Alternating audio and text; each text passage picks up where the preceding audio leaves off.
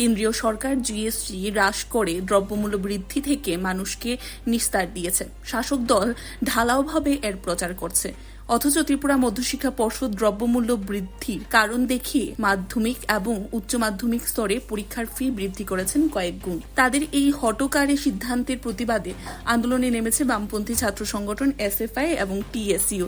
শুক্রবার রাজধানীর office lane স্থিত শিক্ষা ভবনের সামনে বিক্ষোভ দেখান এসএফআই টিএসইউ এর নেতা কর্মীরা।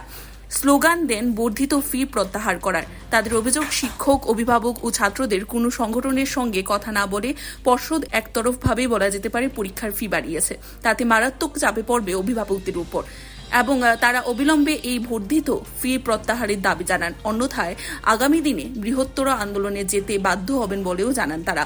উল্লেখ্য, ত্রিপুরা মধ্যশিক্ষা পর্ষদ হঠাৎ করে এইভাবে ব্যাপক হারে পরীক্ষার ফি বৃদ্ধি করায় বিভিন্ন মহলে বিরূপ প্রতিক্রিয়া সৃষ্টি হয়েছে। এদিন উল্লেখযোগ্য সংখ্যক ছাত্রছাত্রীরা আন্দোলনে নামে। পরিস্থিতি সামাল দিতে শিক্ষা ভবনে ছুটে যেতে হয় পশ্চিম থানার ওসি রানা চ্যাটার্জিকে। পর্ষদ এখন কি সিদ্ধান্ত নেয় সেটাই দেখার। শুনেছেন, গতকালকে আমাদের রাজ্যের টিবিসি যারা অধিকর্তা আছে গতকালকে সাংবাদিক সম্মেলন করে এই রাজ্যের মাধ্যমিক এবং উচ্চ মাধ্যমিকের জন্য তারা ফি বৃদ্ধি বাড়িয়ে দিয়েছে। আমরা শুধু এই রাজ্যের মাধ্যমিক এবং উচ্চ মাধ্যমিকের ফি বৃদ্ধিটা নতুন করে না, বর্তমান যে সরকার এই রাজ্যে পরিচালনা করছে, রাজ্যের যিনি মুখ্যমন্ত্রী তিনি শিক্ষামন্ত্রী, তিনি বরাবরই রাজ্যের মধ্যে ছাত্রদের উপর ভয়ানক আক্রমণ এই রাজ্যে সংগঠিত করেছেন। শুধু এখানেই ক্ষান্ত না, রাজ্যের ছাত্রছাত্রীদের থেকে অর্থ আদায় করে রাজ্যের সরকারি কোষাগার ওরা বৃদ্ধি করছে, এটাই তাদের মূল লক্ষ্য। আপনারা দেখেছেন যে এই শারদীয় উৎসবে কেন্দ্র করে রাজ্যের অজস্র নেতা মন্ত্রীদের ফ্ল্যাক্স লাগিয়ে ধন্যবাদ জানিয়েছে।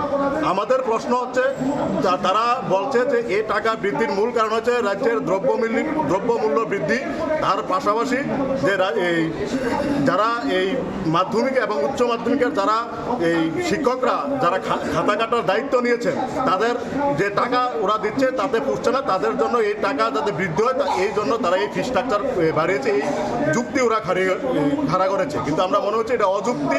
কারণ যারা এই ফ্ল্যাক্সের নাম করে যে সরকারি কোষাগারে প্রচুর পরিমাণে যে টাকা, এই টাকা যে সরকার খরচ করছে, কিন্তু শিক্ষাক্ষেত্রে সেই টাকা সরকার খরচ করতে ব্যর্থ।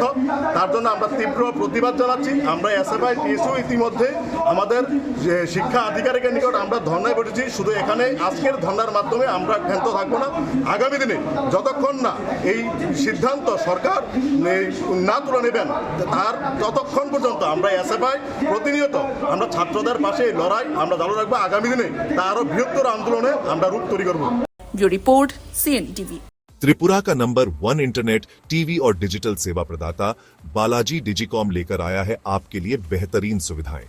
Superfast internet, smart IPTV, OTT और केबल टीवी, अब सब कुछ एक ही जगह पर।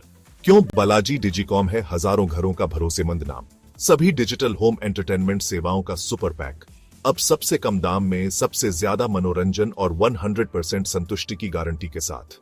850 प्लस किलोमीटर का मजबूत optical fibre network, free installation और उसी दिन सेवा शुरू, dedicated local support, multi level escalation system के साथ शिकायतों का सबसे तेज समाधान।